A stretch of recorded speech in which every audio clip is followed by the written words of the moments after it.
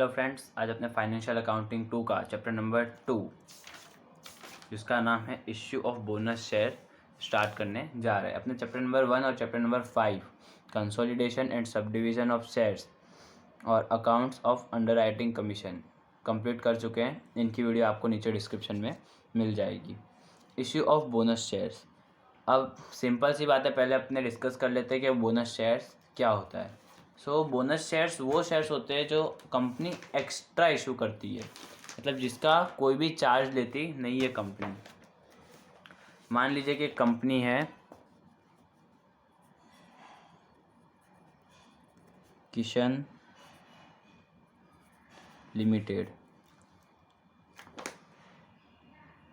अब किशन लिमिटेड के पास already 1000 shares इसके मार्केट में रन कर रहे हैं अभी, बट अब इसके डायरेक्टर्स यूँ बोल रहे हैं कि जो मार्केट में रन कर रहे हैं ना 1000 शेयर्स, उन शेयर्स के साथ में जो लोगों ने भी ये शेयर्स खरीद रखे हैं हम उनको क्या करेंगे, एक्स्ट्रा शेयर देंगे और उसके ऊपर से पैसे लेंगे नहीं।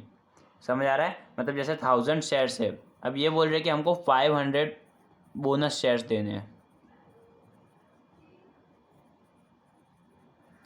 500 क्या करना है, बोनस शेयर देने हैं। बोनस शेयर्स के कोई भी चार्ज करेंगे नहीं। अब ये 500 कैसे देंगे, तो जिस भी आदमी ने जिसने भी इनके 2 शेयर्स ले रखे होंगे उनको ये कितना बोनस शेयर देंगे, 1 बोनस शेयर्स देंगे। इसको मोस्टली कैसे लिखेंगे, 2:1 के रेशियो में लिखा जाता है।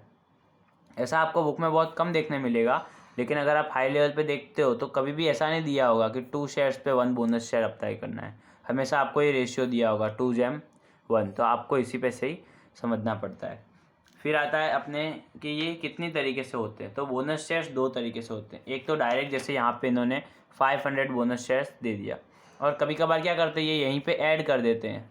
क्या करते हैं, जो 1000 शेयर्स दिए उसी 1000 शेयर्स में मान लो 500 शेयर्स ऐड कर देंगे।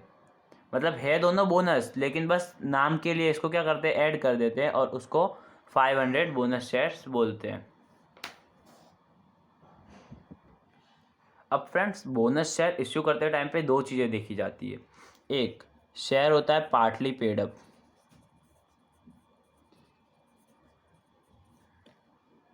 और एक शेयर होता है फुल्ली पेड अप।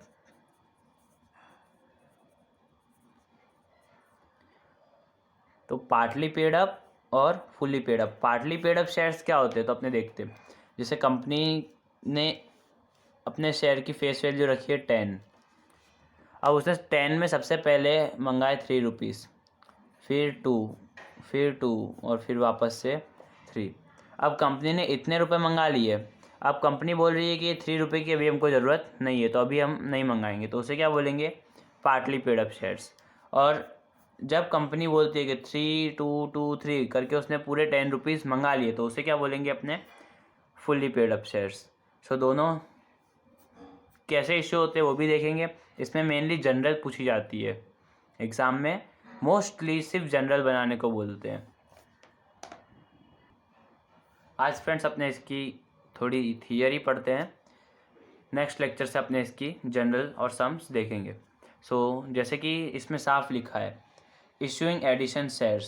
कैसे इशू करते हैं, एडिशन शेयर्स इशू कर देते हैं या फिर डायरेक्ट इशूइंग बोनस शेयर्स। 2 तरीके से बोनस शेयर इशू किए जाते हैं। और बाकी आप ऊपर से पढ़ लेना। अगर आपको कुछ भी डाउट लगता है तो कोई भी इशू नहीं है, क्योंकि ज़्यादा एग्ज़ाम में आता नहीं है। जो एग्ज़ाम में आता है आईएमपी है, वही मैं आपको इसमें बता रहा हूँ। इसमें सेकेंड है सोर्स ऑफ बोनस शेयर्स। ये कई बार एग्ज़ाम में आपको देखने मिलेगा, ये आईएमपी ही है, ये आपको कई बार एग्ज़ाम में देखने मिलेगा। तो अपने बोनस शेयर्स इशू कहाँ से करते हैं।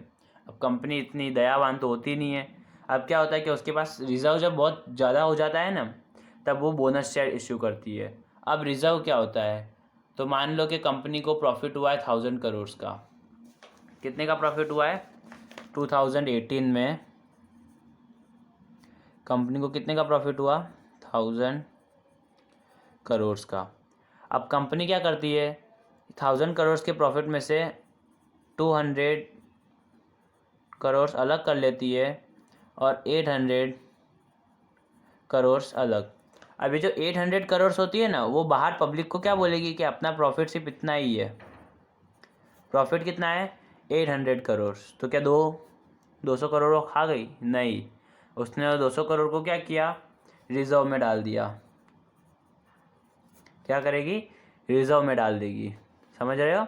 रिजर्व मतलब कि अगर मालूम पड़ा कि 2019 में बाढ़ आई, मतलब जैसे अभी 2020 में 19-20 में कोविड आ ही गया, तो उसमें क्या हुआ, कंपनी क्या होगी, लॉस में जाएगी। तो वो क्या करेगी, ये 200 करोड़ से उसकी भरपाई करेगी।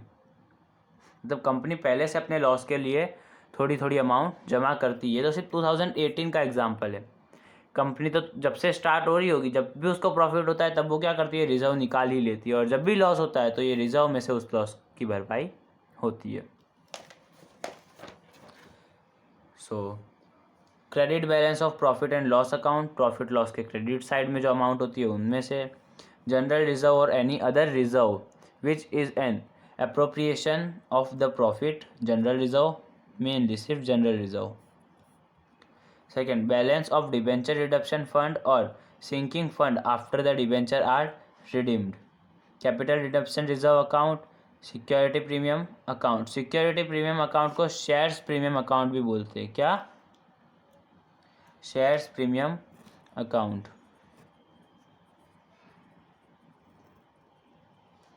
सो कई बार सिक्योरिटी प्रीमियम की जगह पे शेयर्स प्रीमियम लिखा हो तो कंफ्यूज मत होना। Capital profit and reserve such as profit prior to incorporation, profit on accumulation of business, profit on the sales of fixed assets. अब इसमें दो ऐसे रिजर्व्स है जिनको अपने पार्टली में यूज़ करते नहीं हैं। जब भी अगर अपने ने पार्टली पेड अप कर रखा, मतलब कंपनी ने जब भी पार्टली पेड अप इशू किया होगा, मालूम पड़ा कि कंपनी की अमाउंट मंगानी थोड़ी बाकी है, तो दो रिजर्व का कभी भी उसके अंदर यूज़ होगा नहीं। तो वो दो रिजर्व कौन से हैं? तो पहला रिजर्व तो है कैपिटल रिडम्पशन रिजर्व अकाउंट, और दूसरा है सिक्योरिटी प्रीमियम अकाउंट।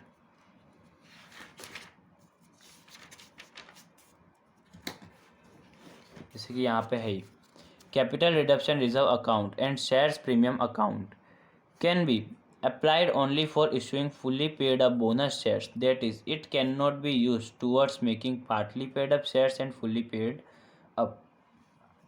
इतना है, इससे ज़्यादा इसमें थियरी पढ़ने की कोई ज़रूरत नहीं है। और जो थियरी मैंने आपको पढ़ाई वो ऑलमोस्ट आपको 2 से 3 मार्क में पेपर में देखने मिलती है। अब कई लोगों को स्टेट में थोड़ा डाउट था, तो उसके लिए भी एक वीडियो जल्दी अपलोड कर दी जाएगी।